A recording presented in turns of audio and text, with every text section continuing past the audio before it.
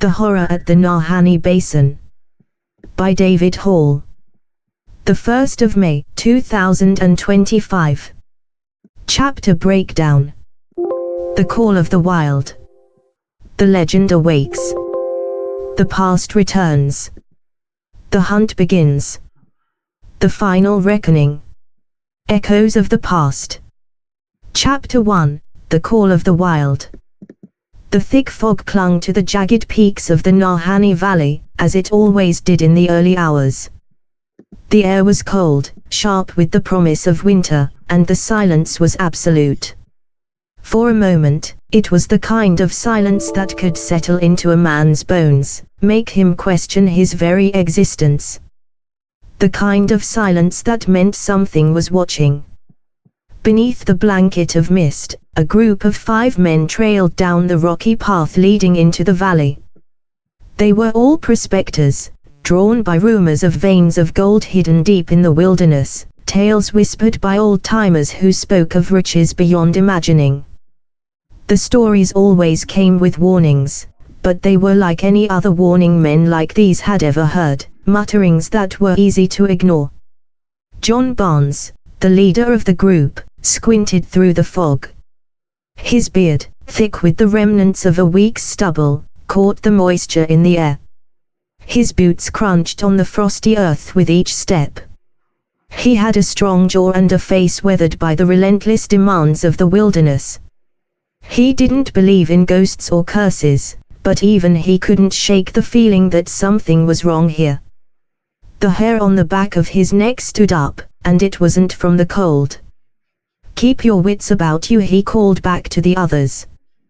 "This ain't no easy walk." The men behind him nodded, but no one spoke. They were too focused on the treacherous path ahead. The forest around them was dense, the trees thick with the weight of age, their branches bare and skeletal against the grey sky. Every so often, the men would spot the remnants of a campfire, charred wood, crushed underbrush. But they couldn't find any signs of life. Then, they found the first body. It wasn't much more than a heap of blood and torn flesh, the corpse barely recognizable under the layers of decay. It had been dragged, perhaps 4 miles.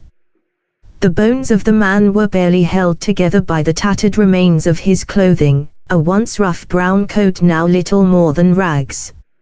His boots that might have once been sturdy, were nowhere to be found. His face was twisted, eyes wide in permanent terror, but it was the head that caught John's attention. The neck was clean, not jagged, not torn as if by an animal's maw. It was precise. It had been removed. Barnes knelt down, grimacing as he reached for the skull. The skin had been peeled back from the muscle, leaving only bone exposed, and the severed head had been placed on the ground beside the body, facing upwards, as if staring into the void above.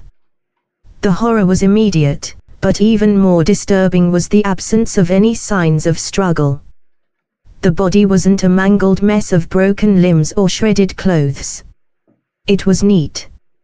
Too neat. "Who would do something like this?" one of the men muttered. Barnes didn't respond. Instead, he stood up, his hand instinctively reaching for the revolver at his side. He knew there were legends of men going mad in these mountains, and tales of ruthless killers roaming the wilderness, but this was something else. A message, maybe.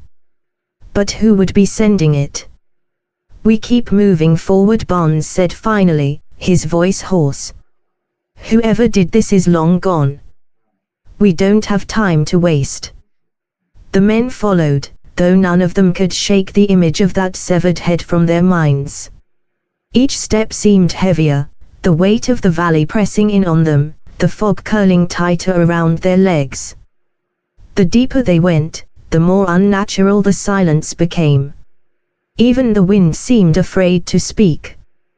They didn't know it yet, but they were walking into something that would haunt them forever, something that had been waiting for decades, perhaps longer, to reveal its true nature. The second body was found near an old, abandoned campfire. There were no signs of a struggle, but there was the unmistakable symbol of a brutal and calculated kill. The same clean decapitation. The head had been placed carefully, facing the wilderness, like a sacrifice to something greater than the men could understand. Barnes had seen enough. The others were too afraid to speak now, their eyes darting around at the shadows between the trees. There was something here, something watching them, but they couldn't tell where it was coming from. It felt like the very earth beneath their feet was shifting, as if it were alive, watching them with eyes they couldn't see.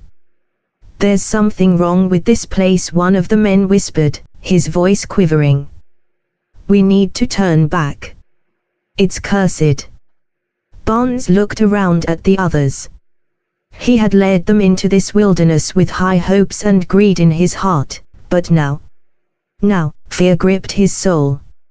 Something in the back of his mind told him that they were being watched, hunted, even, and that whoever or whatever was out here didn't care about gold or riches. It cared only for their lives. "It's not a curse," Barnes said. "It's a person. And whoever they are, they know how to stay hidden.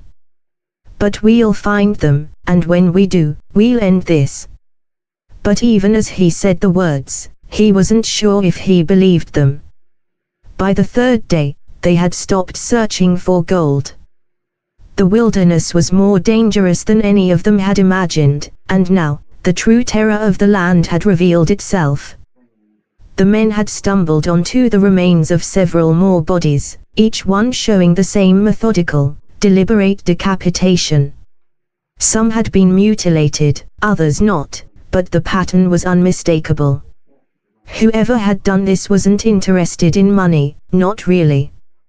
They were interested in something darker. It was late in the evening when the last of the men disappeared. Barnes had heard a scream, a man's voice, filled with terror, quickly swallowed by the vastness of the mountains. He had rushed to the sound, but by the time he arrived, there was nothing but blood. A trail, leading off into the trees, and the same haunting silence. Barnes stood alone at the edge of the valley, looking out into the fog. The others were gone, vanished without a trace. The air was thick with the scent of decay, and the shadows seemed to pulse with life. The killer, if it was one person, was still out there, waiting for the next poor soul who dared to step foot into this cursed land. The valley was no longer just a place for gold. It had become a tomb. And Barnes knew now that he was trapped in it, just like the others before him. The killer was patient. And he was never in a hurry. As Barnes looked up, he saw something. A figure standing among the trees, just beyond the fog, its shape indistinct but unmistakable. It was watching him. And it was waiting. Chapter 2, The Legend Awakes. The figure in the mist didn't move, its presence like a shadow etched into the dense fog that churned around Barnes. He froze, every muscle in his body tensed, as if the very earth beneath him was urging him to run. But he stood his ground, his breath shallow and deliberate, trying to steady himself. He couldn't tell if the figure was human, or something else. The shape was tall, impossibly still, with an aura of death clinging to it like a shroud. It was the coldness of the valley that made the figure stand out. There was something unnatural about the way it lingered in the mist, too solid to be a mere trick of the fog, yet too detached to be alive in any sense Barnes knew. The scream of one of his men echoed in his mind, though it was barely more than a whisper now, a fading memory. He knew the truth, whatever this thing was, it wasn't a man. It wasn't even a beast. This was something older, something that had watched the valley for far longer than any of them had existed. And it would continue to watch. Barnes slowly pulled his revolver from its holster, his fingers cold against the worn grip. He took a step forward, and then another. Each step felt like it belonged to someone else, someone braver, more foolish, or perhaps already dead.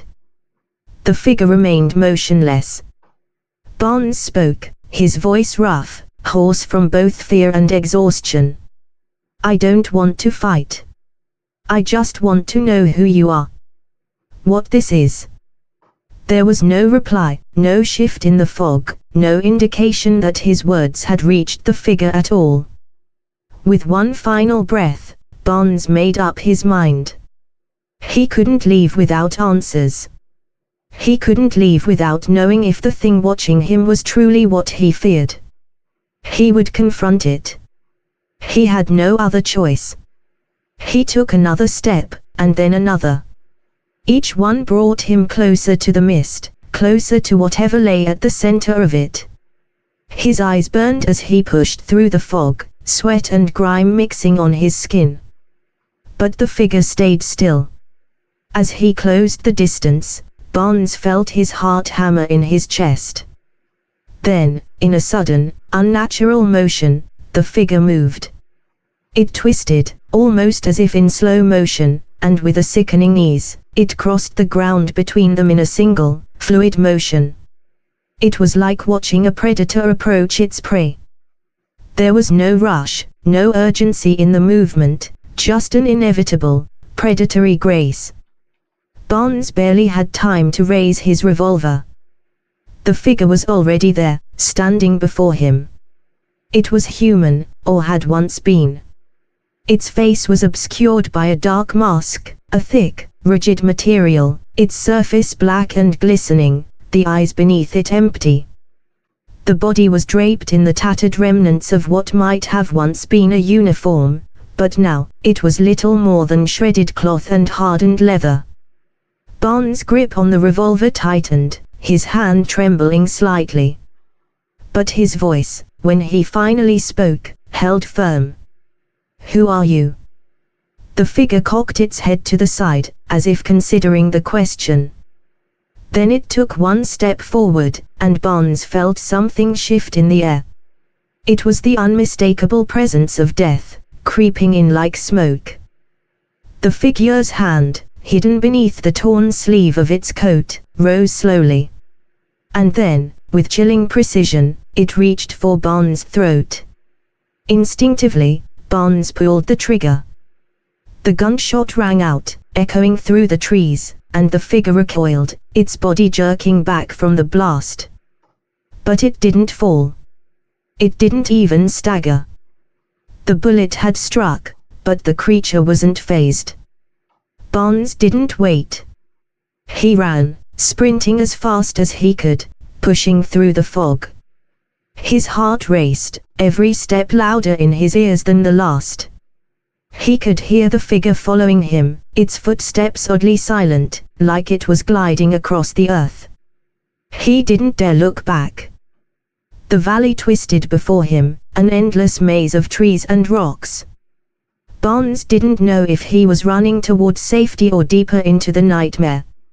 His mind was consumed by the single thought, survive. And then he heard something he could never unhear, the slow, rhythmic thud of a heartbeat. It wasn't his own. The sound grew louder, closer. He could feel it in his chest, vibrating beneath his ribs. His legs burned, his lungs screamed for air, but he pushed on. Finally, he burst through the fog and into an open clearing. The forest opened before him, an expanse of nothing but barren earth and twisted roots. He skidded to a halt. There, in the middle of the clearing, was the source of the heartbeat. A figure, different from the first. It was crouched, hunched, its hands resting on the ground like an animal.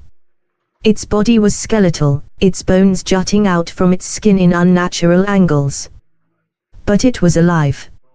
It was alive in the most grotesque way imaginable. And it was staring at Barnes, with eyes that gleamed with hunger. He had no time to react before the figure lunged. Chapter 3, The Past Returns. John Barnes awoke with a jolt, his body aching as if it had been crushed by 1,000 pounds of pressure. He groaned, pushing himself upright, the cold earth pressing into his skin. He was back in the forest, but the air had changed. The fog was thicker now, the trees were taller, and everything felt wrong.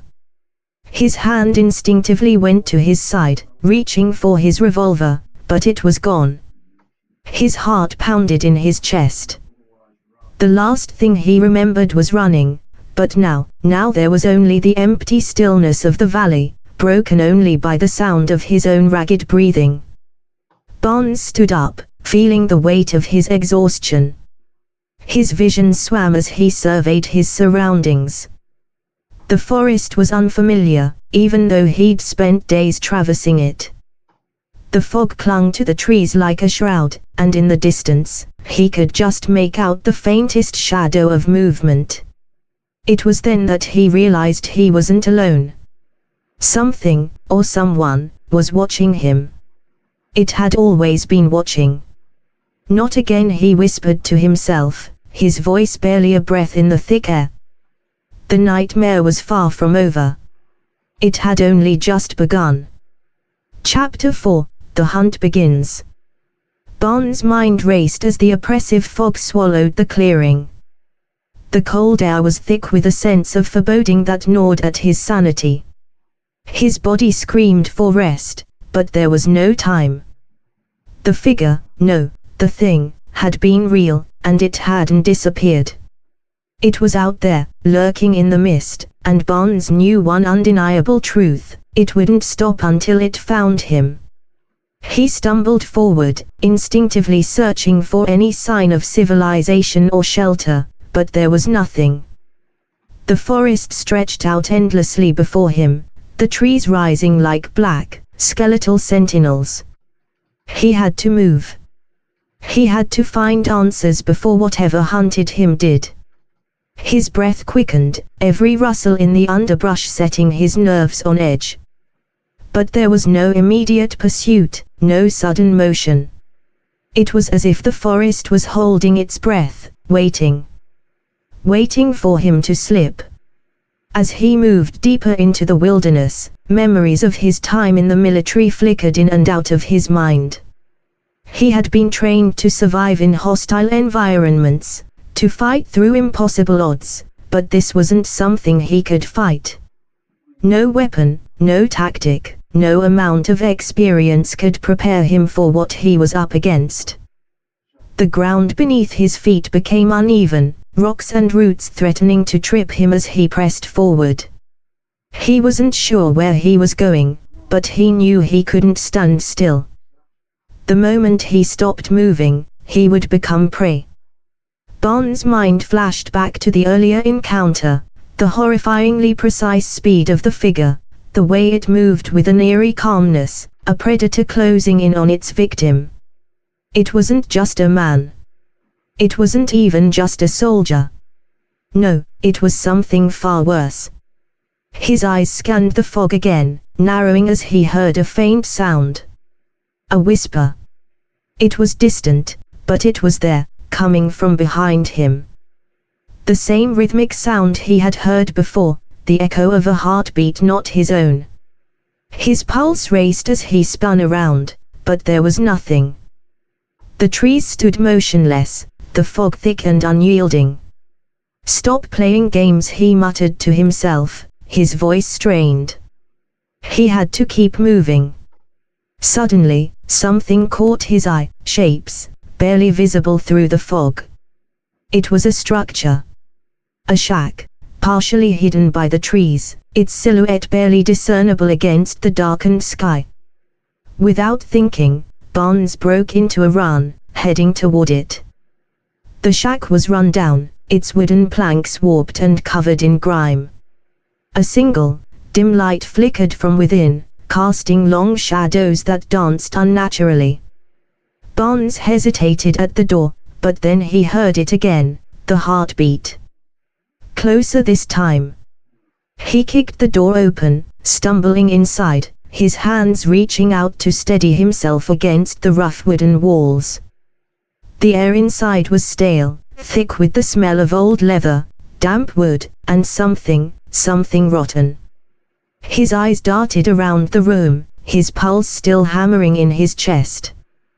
There were no windows, no clear way in or out except the door. The shack was a prison of its own, a place that felt as though it had been waiting for someone to step into its clutches. As his eyes adjusted to the dim light, he saw something that made his stomach turn, a series of crude markings on the walls. Blood-red streaks, smeared and uneven, forming patterns that made no sense. Symbols, lines, spirals. It was as if someone had been trying to communicate something. Then, he saw it. On the far side of the shack, leaning against the wall, was a wooden table. Upon it lay what remained of a body, dissected in the most gruesome manner imaginable. The torso was still intact, but the head was gone, its absence a gaping wound in the otherwise intact form. The remains were fresh, but not entirely untouched. The body had been gnawed at, as though something had feasted upon it, but the manner of the dismemberment was surgical. Clean. Neat. Too neat. Barnes felt his stomach churn, his breath catching in his throat. The markings on the walls, the body on the table, it was all too familiar, too aligned with what he had seen before. There was no time to think. He had to leave. His mind screamed at him to run, but his legs were frozen. His eyes drifted back to the table, and in the faint light, something else caught his attention. A small, folded piece of paper, barely noticeable beneath the corpse's remains. His hand trembled as he reached for it. The paper was old, worn, its edges frayed from years of neglect. But the writing on it was clear. Typed in neat, deliberate letters were the words. The cycle continues. The death will not stop. Barnes' blood ran cold. The cycle. The death. What did it mean? His heart pounded in his chest as he tried to make sense of the words, but before he could think further, the door behind him creaked open.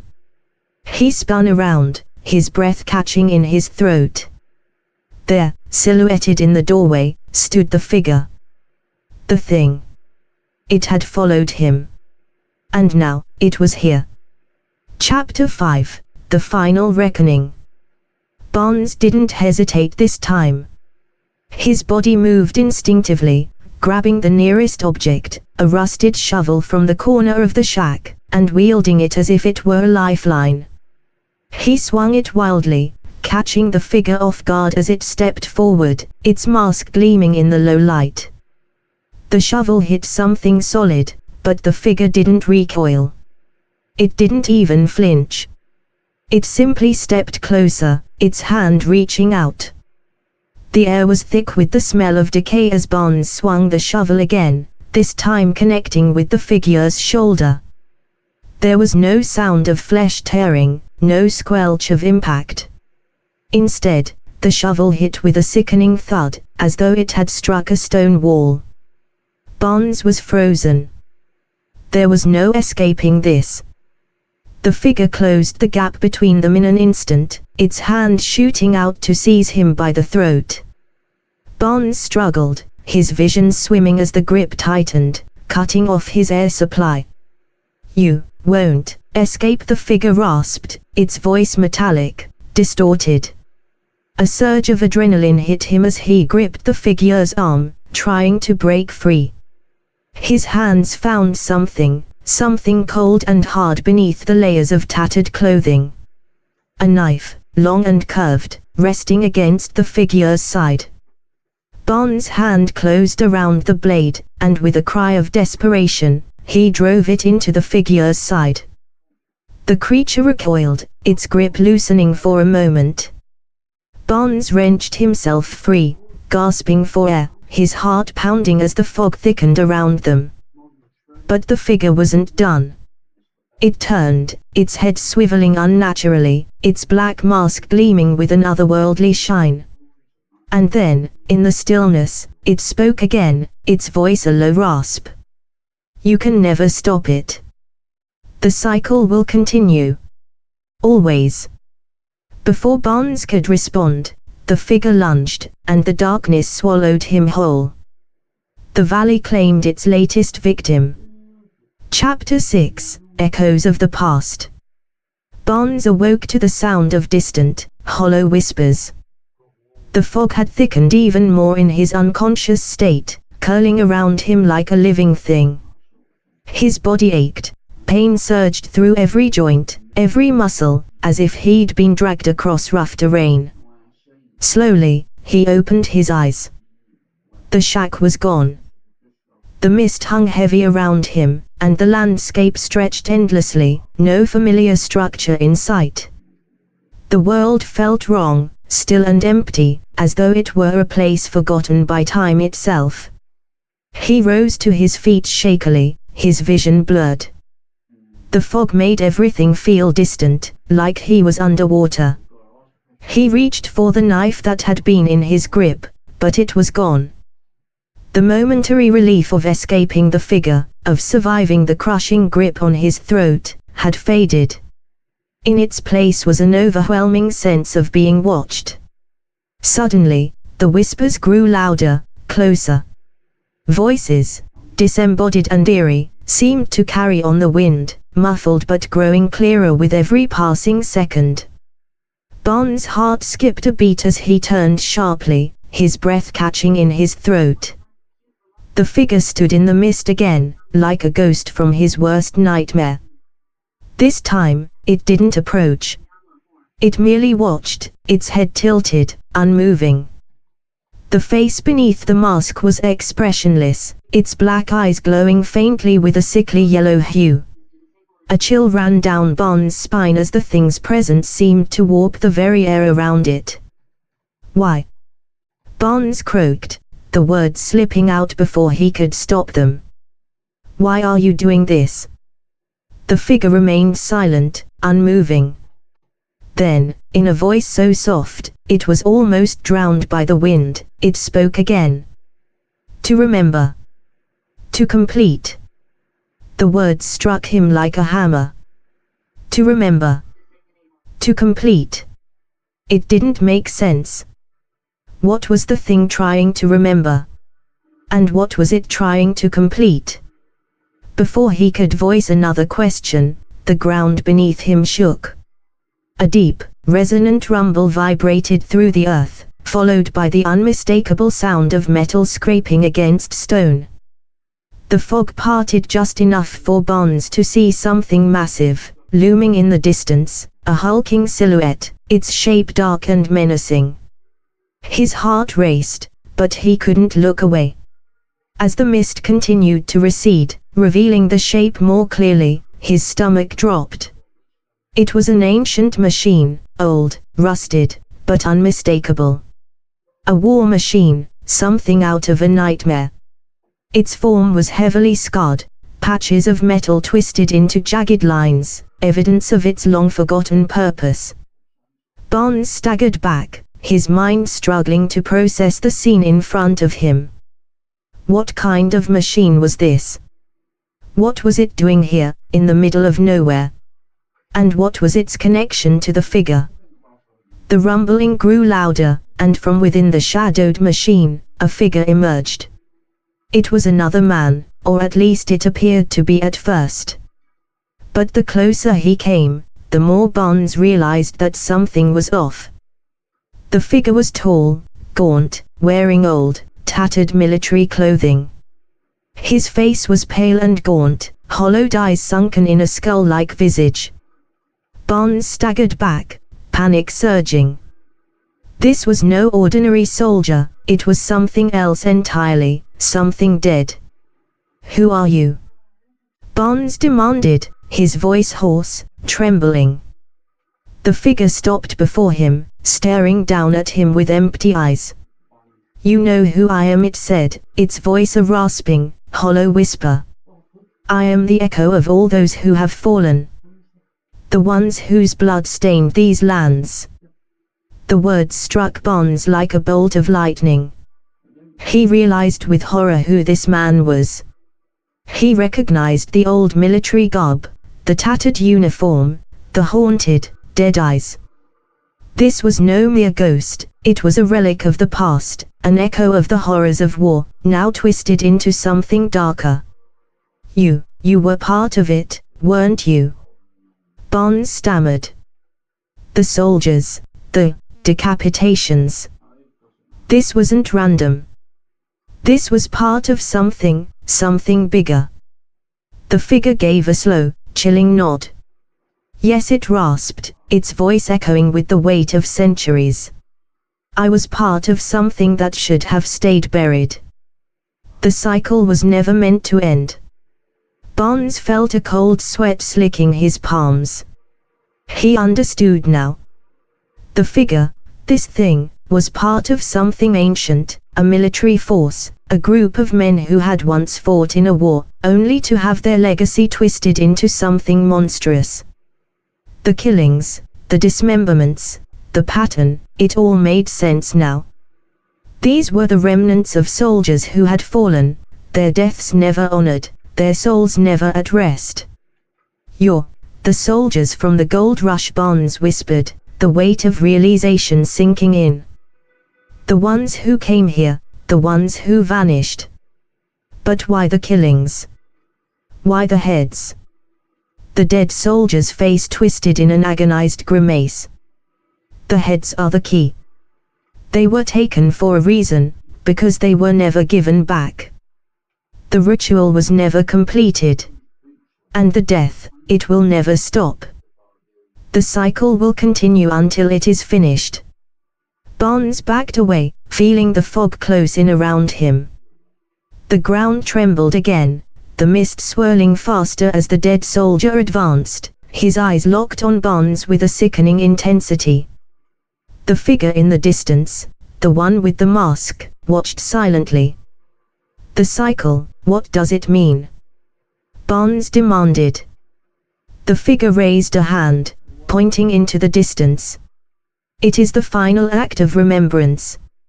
It is the price that must be paid for war, for bloodshed. They were never supposed to leave. We were never meant to leave. But the land took us, twisted us. The earth trembled, and Bonds stumbled as the soldier took another step closer. The air thickened with the scent of decay, and the mist enveloped everything. You will finish what we started, the figure whispered, as the world around Bonds began to close in. Suddenly, the figure lunged. The end.